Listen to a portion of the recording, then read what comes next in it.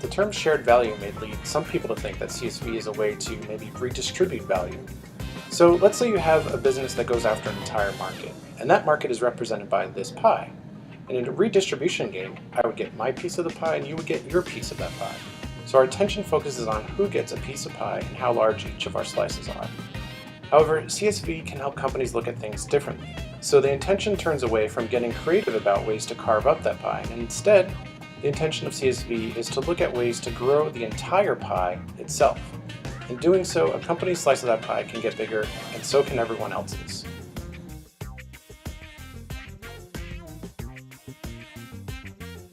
Let's say you work for a beer brewing company in a developing country.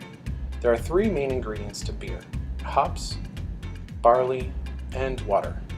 So it would make sense to locate a brewery near other breweries, and of course near farms, or at least reliable transportation with access to those farms. But to focus on cluster development, you'll want to think broader than that. So you may want to look at formal infrastructure, like the availability of reliable and clean water to make your beer. But also don't forget about all the paper products you'll consume. Yes, you'll need access to cardboard for packaging, so you'll want to emphasize finding access to a supplier.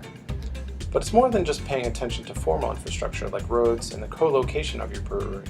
You also want to pay attention to informal networks. This can include whether or not the local Chamber of Commerce is strong, and whether or not the local government consistently enforces laws that are good for people, business, and the environment.